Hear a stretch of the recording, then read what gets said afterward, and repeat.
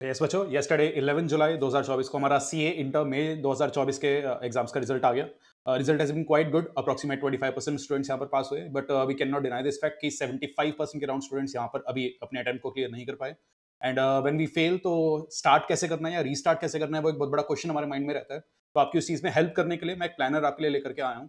जो प्लान मैंने यहाँ पर बनाया है वो प्लान आपको फ्रॉम द वेरी स्क्रैच अपने लॉ की प्रिपरेशन करने में काफी मदद करेगा। सितंबर 2024 के लिए लॉ को कैसे टैकल करना है, एक किस तरीके से प्रॉपर प्लानिंग के साथ लॉ को तैयार करना है कि सितंबर में हमारा लॉ अमेजिंग तरीके से पास आउट हो जाए, हमें कोई भी टेंशन ना लेनी पड़े। तो उसका एक प्लान मैंने यहाँ पर ड्राफ्ट करा है। जो प्लान मैंने यहाँ पर ड्राफ्ट करा है वो काफी प्रैक्टिकल है। उसमें आपको डेली बेसिस पर से 3 आवर्स के अराउंड लॉ को डिवोट करने पड़ेंगे, और अगर आप इस प्लान के साथ चलेंगे तो आपका कंफर्टेबली 4 रिविजन्स लॉ का प्रॉपरली प्लान हो सकता है। और आप में इतना कॉन्फिडेंस पक्का से आ जाएगा कि आप पेपर के अंदर बिल्कुल भी पैनिक नहीं करेंगे, at least in the examination of law. तो मेरे साथ इस वीडियो के एंड तक जरा बने रहिएगा एंड इस प्लान को थोड़ा तरीके से देखिएगा। एंड अगर इस प्लान को आप डे बाय डे बेसिस पर इंप्लीमेंट करते जाएंगे तो बड़ा लास्ट में आपका टारगेट बिल्कुल अचीव होगा। बस जो सबसे बड़ा सवाल है वो यही है कि प्लान को डेली बेसिस पर इंप्लीमेंट करना बहुत जरूरी है। तो coming down to the plan, तो बड़ा आज हमारी 12 जुलाई है जब हम ये वीडियो रिकॉर्ड कर रहे हैं। आई एम होपिंग कि आपने डेट शीट अपनी सितंबर की देखी ली होगी। ये आपकी सितंबर की डेट शीट है। सितंबर में आपके एग्जाम जो हैं वो 12 सितंबर से स्टार्ट होने वाले हैं। तो 12, 14, 17 ये आपके ग्रुप 1 के एग्जामिनेशन है। तो लगभग हमारे पास यहाँ से 2 मंथ्स का टाइम है। 2 मंथ्स में कंफर्टेबली हम लॉ की 4 रिविजन प्लान कर पाएंगे। एम प्रिज्यूमिंग आप सब चीजों को प्लान कर चुके हैं, अपने मतलब फेलियर से रिकवर कर चुके हैं, आपके पास ज्यादा समय अब नहीं होगा, आपको फटाफट से अपनी पढ़ाई स्टार्ट करनी पड़ेगी। तो when we talk about laws revision plan, तो बड़ा आपकी पढ़ाई कल से ही स्टार्ट हो जाएगी। मैं मानकर चल रहा हूँ 13 जुलाई से 5 अगस्त। तो ये आपका पहला रिवीजन का टारगेट होना चाहिए जो मैंने यहाँ पर डेज एलोकेट किए हैं।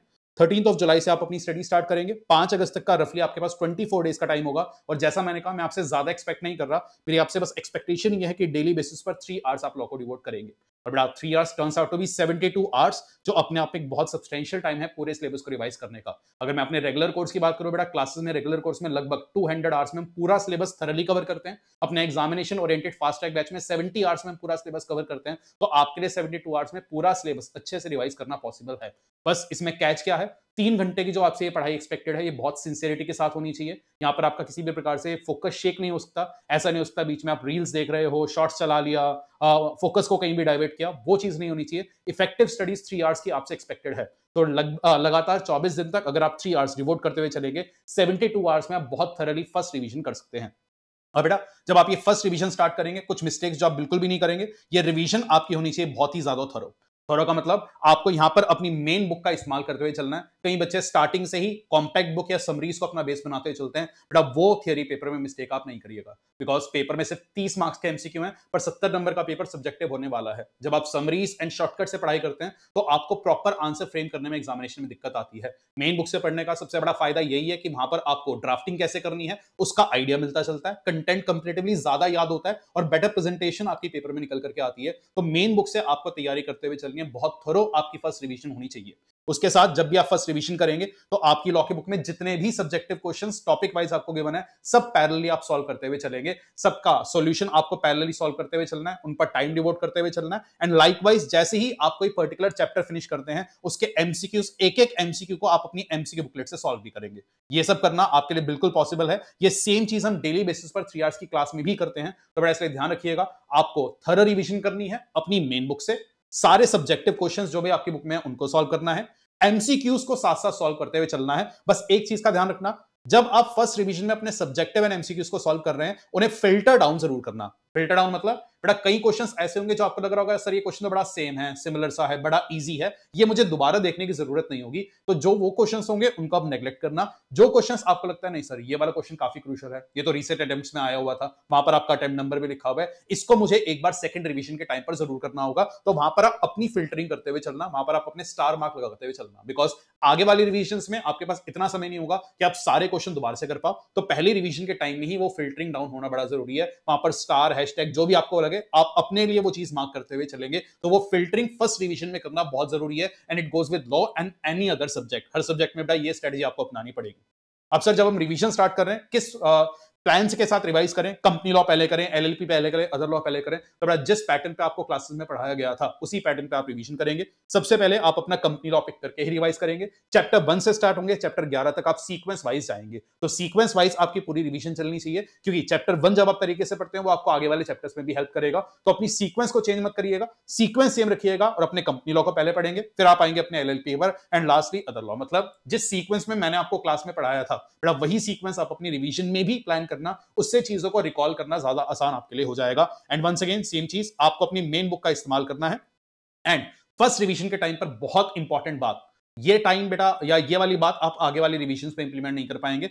जब आप फर्स्ट रिवीजन अपनी मेन बुक से करें, जैसे ही आपका कोई चैप्टर फिनिश हो जाएगा बेटा उसका चैप्टर वाइज टेस्ट आपको जरूर सॉल्व करना है। चैप्टर वाइज टेस्ट का लिंक टेलीग्राम चैनल में है, टेलीग्राम चैनल का लिंक मैं इस वीडियो के डिस्क्रिप्शन में भी डाल दूंगा। टेलीग्राम में सारे टेस्ट, चैप्टर वाइज टेस्ट आपके पिन है, वहां पर टेस्ट भी अपलोडेड है, उनके सॉल्यूशंस भी अपलोडेड है। टेस्ट जनरली आधे घंटे 1 घंटे के ड्यूरेशन में रहते हैं, तो हर चैप्टर के बाद इतना समय जरूर निकालना कि आप उस टेस्ट को सॉल्व करें। मेरे को इतना पता है इतना समय आपके पास नहीं होगा कि आप बुक का हर सब्जेक्टिव क्वेश्चन लिख करके देख पाए, पर बेटा टेस्ट के सवाल आप या टेस्ट के आंसर्स आप लिख के देख पाए, इतना समय आपके पास जरूर होगा। तो वो टाइम आपको जरूर डिवोट करना है। पेपर उठाया, जितना मैंने आपको इस टेस्ट में टाइम दिया हुआ है उतने टाइम के अंदर आपको अपने आंसर्स कंप्लीट करने होंगे, उससे आपकी टाइम मैनेजमेंट की स्किल इंप्रूव होगी। अगर आप उतने टाइम में अपना टेस्ट कंप्लीट कर जाते हो, मेन एग्जाम आपको टाइम से कवर करने में कोई दिक्कत नहीं होगी। पर अगर आप टेस्ट उतने टाइम में कवर नहीं कर पा रहे तो कहीं ना कहीं आपको अपनी स्पीड पर काम करना है, कंटेंट को ज्यादा स्मार्टली कवर अप करना है और पेपर में लिख करके आना है। पर बेटा उतने टाइम में आपको टेस्ट कवर करना है। बेटा जितने भी टेस्ट है अगर आप वो चैप्टर वाइज टेस्ट सॉल्व करते हुए जाते हैं तो ट्रस्ट मी उसमें सारे के सारे लेटेस्ट ईएफक्यूज कवर्ड हैं। अगर वो टेस्ट आपके सॉल्व हो गए तो मेन एग्जाम में आपको एग्जामिनेशन की टेंशन तो बिल्कुल भी नहीं लेनी है, ये मेरी तरफ से गारंटी है, प्रोवाइडेड इन टेस्ट का बड़ा स्मूथली सॉल्व कर जाए। तो ये चैप्टर वाइज टेस्ट पहली रिवीजन के साथ साथ हर चैप्टर की पढ़ाई करते हुए आप कवर करते हुए चलिएगा। इसके बाद बेटा अगर फर्स्ट रिवीजन आपने पिक करी, पिक करने में कहीं भी आपको लग रहा है कि आप कंप्लीटली ब्लैंक हो, कॉन्सेप्ट्स पर आपकी ग्रिप बहुत ज्यादा लैकिंग है, जो ये टाइम मैंने आपको दिया है इस टाइम के अंदर आपकी कवरेज नहीं हो पा रही, मतलब अगर आपको स्टार्टिंग में लग गया कि मेरी लॉ की प्रिपरेशन पहले तरीके से नहीं हुई थी, मतलब आपने या तो क्लासेस ऑफ नहीं करी थी तो तरीके से नहीं देखी थी, बहुत whatever be the reason, अगर आप बिल्कुल ब्लैंक हो जाते हो तब आप जाकर के लॉ के फास्ट ट्रैक बैच को ऑप्ट करने का सोचेंगे। वरना अपनी पुरानी पढ़ाई पर भरोसा रखिएगा, अपने पुराने नोट्स पर भरोसा रखिएगा। यूट्यूब पर आपके लिए रिविजनरी कंटेंट है जो कॉन्सेप्ट्स को कुछ हद तक रिकॉल करने में आपकी मदद करेगा, that will suffice. But if you are totally blank थोड़ा फास्ट ट्रैक बैच आप ऑप्ट कर लेना। फास्ट ट्रैक बैच जैसे कि मैंने आपको कहा 70 आवर्स का ही है, तो ये 70 आवर्स में आप फास्ट ट्रैक बैच के साथ रिवीजन करते हुए चल सकते हैं, उससे आपकी तैयारी मेरे साथ साथ हो जाएगी। बट ये लास्ट रिसोर्ट आपका होना चाहिए if you are completely blank in your examination preparation. और बेटा जैसे ही आपकी पहली रिवीजन कंप्लीट होने में आएगी, तो हमने यहाँ पर टाइम दिया था 13 जुलाई से लेकर 5 अगस्त तक का, जैसे ही 5 अगस्त आएगा आपकी सितंबर अटेम्प्ट की मोस्ट प्रोबेबली एमटीपी आ चुकी होगी, एमटीपी नंबर 1 तो पक्का आ चुकी होगी, तो जो आपकी एमटीपी नंबर 1 होगी इसको आप अपना सितंबर का पेपर ही समझ लेना। और पहली रिवीजन हो जाने के बाद आपको जो टारगेट होना चाहिए, आपको एक दिन खुद को एक कमरे में बंद करना होगा 3 आवर्स के लिए। 3 आवर्स के लिए आपको वो पूरी एमटीपी खुद से सॉल्व करनी पड़ेगी। तो टाइम डिवोट करते हुए बाय स्टॉप वॉच आप 3 आवर्स का टाइम लेकर के बैठेंगे, बीच में कोई भी न्यूआंस नहीं होना चाहिए, आपको फोकस शेक नहीं होना चाहिए, आपको यही सोचना है कि आप एग्जामिनेशन हॉल के अंदर बैठे हैं और 3 आवर्स में आपको वो एमटीपी सॉल्व करनी है। अगर बेटा आप एमटीपी नंबर 1 3 आवर्स में कॉन्फिडेंटली सॉल्व कर जाते हो तो आपका कॉन्फिडेंस बहुत ज्यादा बूस्ट होगा, पेपर में आप कभी भी पैनिक नहीं करोगे। तो ये एक मस्ट टू डू है जो आपको फर्स्ट रिवीजन के एंड पर करना ही होगा। एमटीपी नंबर 1 जो आपकी आएगी 3 आवर्स में सॉल्व करने, बिकॉज वो एमटीपी आपके लिए बिल्कुल नहीं होगी, उसमें कुछ नए क्वेश्चंस भी होंगे, तो वो एक पेपर की तरह ही मानते हुए आप इसको सॉल्व करेंगे। इसका सॉल्यूशन भी इंस्टीट्यूट प्रोवाइड करेगा, बाद में मैच करना बड़ा आसान होगा, उतना आप कर जाओगे, पर ये एमटीपी 3 आवर्स में सॉल्व करना बहुत जरूरी है। इससे आपको एक रियलिटी चेक मिलेगा कि मैंने जो पढ़ाई करी है उसके बेसिस पर इंस्टीट्यूट की एमटीपी सॉल्व हो भी पा रही है या नहीं, और टाइम बाउंड मैनर में पेपर को अटेम्प्ट कर पा रहा है या नहीं, वो बहुत जरूरी है। तो आई एम होपिंग ये फर्स्ट रिवीजन का प्लान आप सबको क्लियर होगा। ये बेटा बहुत ज्यादा जरूरी है, एंड फर्स्ट रिवीजन इतने टाइम में टारगेट करना बहुत जरूरी है। अगर आप फर्स्ट रिवीजन के इस प्लान को इंप्लीमेंट नहीं कर पा रहे,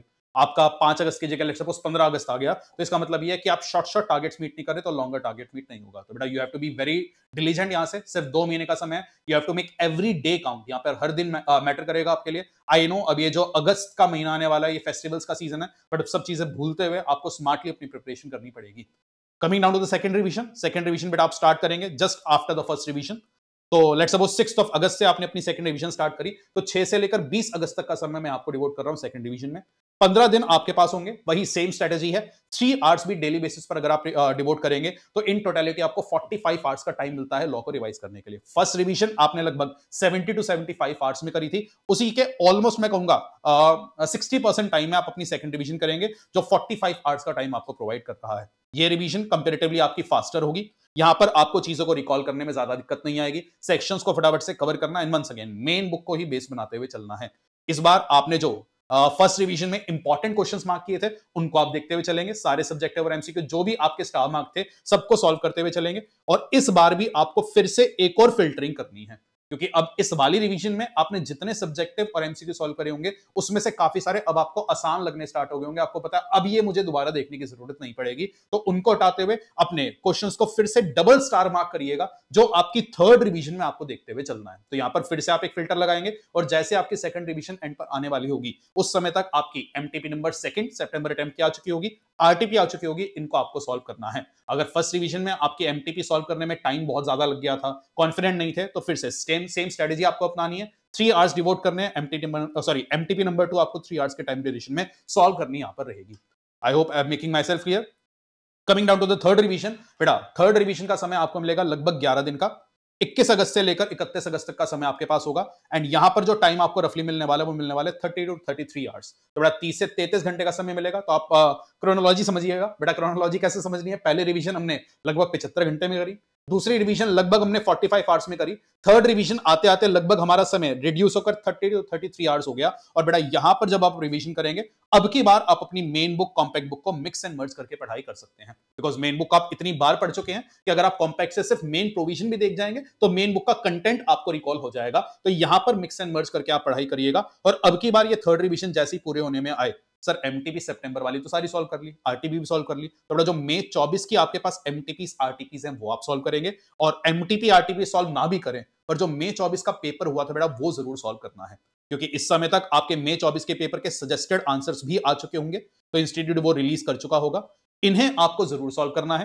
बिकॉज आप में से बहुत से बच्चे ऐसे होंगे जिन्होंने मई 24 में पेपर लिखा था, आपके हिसाब से आप बहुत सारी चीजें सही करके आए थे, पर जैसे ही अब आप मई 24 का पेपर सॉल्व करके उसको सजेस्टेड से मैच करेंगे आपको अपनी मिस्टेक्स पता चलेंगी, अच्छा मेरी कमियां यहां पर रही थी, अब की बार मेरे को इन चीजों को सुधारना है। तो बड़ा मई 24 का जो पेपर हुआ था थर्ड रिवीजन में ये आपका टारगेट होना चाहिए, और यहां पर आप कहीं ना कहीं 30 आवर्स के ड्यूरेशन के अंदर पूरे लॉ के सिलेबस को रिवाइज कर पाए हैं।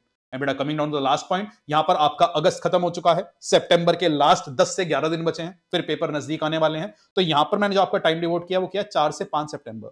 सर ये 1 2 3 सितंबर कहां गए, बेटा सितंबर के जो लास्ट 10 टू 11 डेज होंगे, अगर आप सितंबर में लेट्स सपोज ग्रुप 1 देने वाले हो, मेरी राय उसके केस में आपको क्या होगी कि आप सीक्वेंस वाइज, मतलब जिस सीक्वेंस में आपके पेपर होंगे उस सीक्वेंस में आप कुछ दिन अपने सब्जेक्ट्स को अलॉट करना, मतलब सर समझ नहीं आ रहा, फॉर एग्जाम्पल बेटा आपका सितंबर स्टार्ट हुआ तो आपने अपने लिए टारगेट सेट किया 1 से 3 सितंबर मेरे को सिर्फ और सिर्फ अकाउंट्स पढ़ना है, तो उन 3 दिनों में आप पूरा समय सिर्फ अकाउंट्स को दोगे और कोशिश करोगे कि इन 2 से 3 दिन के समय में आप पूरे अकाउंट्स के सिलेबस को थॉरली रिवाइज कर पाए। 4 से 5 सितंबर 2 दिन आप लॉ को देंगे एंड कोशिश आपकी रहेगी कि लॉ के सिलेबस को भी हम रिवाइज कर पाए। फिर 6 से लेकर बेटा 8 सितंबर 3 दिन आप टेक्स्ट को देंगे, अगर आपको लगता है अकाउंट्स में कम समय की जरूरत है, टेक्स्ट में ज्यादा समय की जरूरत है, एक दिन वहां से यहां खींच लिया, बट यहां पर आप डेली बेसिस पर सिर्फ एक सब्जेक्ट को डिवोट करते हुए आपका टारगेट ये होना चाहिए कि with in a matter of, मैं एटलीस्ट लॉ की बात करूं कि 2 दिन के अंदर आपका लॉ का पूरा सिलेबस आप रिवाइज कर जाओ। अगर बेटा 2 दिन के अंदर आप लॉ का पूरा सिलेबस रिवाइज कर जाते हो तो इससे आपका कॉन्फिडेंस बहुत ज्यादा बूस्ट होगा, और इससे फायदा क्या होगा, पेपर से पहले जो आपको लगभग 1.5 दिन का समय मिलेगा, आपको एक भरोसा क्या रहेगा, यार पेपर से पहले ना मैं 2 दिन में पूरे लॉ का सिलेबस को रिवाइज कर पाया था, तो अब 1.5 दिन में भी मेरे लिए पूरे सिलेबस को फटाफट से गो थ्रू करना पॉसिबल है। तो ये जो हम प्लानिंग कर रहे हैं या 4 रिवीजन की बात करें बेटा, ये इसलिए क्योंकि ये आपके ओवरऑल पूरे सिलेबस को रिवाइज करने के टाइम ड्यूरेशन को धीरे धीरे करके रिड्यूस कर रहा है। 70 से आप 40 आवर्स पे, 40 से 30 पर है, 30 से कहीं ना कहीं जो आपकी फोर्थ रिवीजन आई उसमें आप 18 से 20 घंटे के अंदर अपने पूरे लॉ के सिलेबस को रिवाइज करेंगे।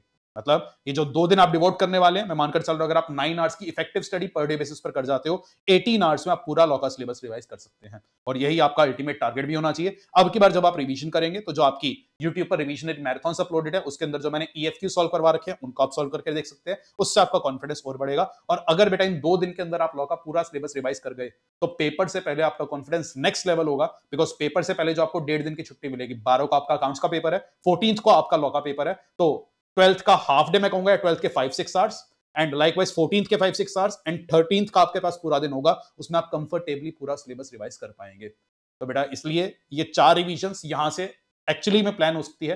डेली बेसिस पर सिर्फ 3 आवर्स में लॉ के आपसे एक्सपेक्ट कर रहा हूं, मैं बहुत ज्यादा एक्सपेक्ट नहीं कर रहा हूं। अगर आप डेली बेसिस पर 13 टू 14 आवर्स की इफेक्टिव स्टडी करते हैं तो बेटा 3 घंटे आप लॉ के लिए बिल्कुल यहां पर निकाल पाएंगे। फिर आपके पास रिमेनिंग दिन के अंदर 10 आवर्स का समय बचेगा जो आप टैक्सेशन एंड अकाउंट्स पर भी पैरेलली डिवोट कर सकते हैं। तो ये एक प्लान था, बहुत ज्यादा मतलब थॉट थ्रू करते हुए, खुद को एक स्टूडेंट की जगह पर सोचते हैं मैंने प्लान डिवाइस किया कि आज के दिन में अगर मुझे स्क्रैच से अपनी लॉ की तैयारी करनी होती तो इस अप्रोच के साथ बेटा मैं लॉ प्रिपेयर करूंगा। नीडलेस टू से, अगर आपकी फर्स्ट रिवीजन जरूरत से ज्यादा समय ले जाती है तो बेटा उस केस में फिर बाकी रिवीजन कहीं ना कहीं कॉम्प्रोमाइज होंगी, 4 से शायद आपको 3 रिवीजन पर शिफ्ट करना पड़ेगा। वो प्लानिंग मॉडिफाई आप अपने अकॉर्डिंग कर लोगे, बट जो प्लान मैंने आपको बनाकर दिया है ये प्लान इंप्लीमेंट करना पॉसिबल है, और मेरी आपसे एक्सपेक्टेशन यही रहेगी बेटा आप इसे इंप्लीमेंट करो एंड मेक मी प्राउड। मतलब मेरा आप पे बहुत भरोसा है। ट्रस्ट मी बेटा, अगर आप यहां से एक बार ठान लेते हो कि आपको मेहनत करनी है और आप अपने फेलियर को याद करते हुए और मेहनत करते जाओगे तो क्यों नहीं रिजल्ट आएगा। और अपने माइंड में फिर से मैं वही चीज कहूंगा बेटा, टारगेट वो 40-50 का मत रखना, आपके माइंड में टारगेट होना चाहिए आज भी वही 80-90 का, कि मेरे को जो तैयारी करनी है 40-50 के लिए नहीं करनी, 80-90 के लिए करनी है। मेरे को जो पेपर लिखना है पूरा 100 नंबर का लिखना है। ये कुछ बेसिक बातें हैं जो बहुत जरूरी है। बाकी आगे और भी वीडियोस में मैं आता रहूंगा, पेपर वगैरह कैसे अटेम्प्ट करना है उनके लिए मैं गाइड करूंगा। आज की इस वीडियो को यहीं पर मैं समाप्त करता हूं। आई होप कि इससे आपको एक ब्रॉड पाथवे मिल गया होगा अपनी तैयारी करने का। कोई कमी मेरी तरफ से वीडियो में रह गई हो, कोई पॉइंट मैं एड्रेस करना भूल गया हूं, या आपका कोई भी क्वेरी अगर है आप कमेंट बॉक्स में मेरे को बताना, मैं डेफिनेटली आपको रिवर्ट करूंगा। And wishing you guys all the success. Take care guys, make me proud.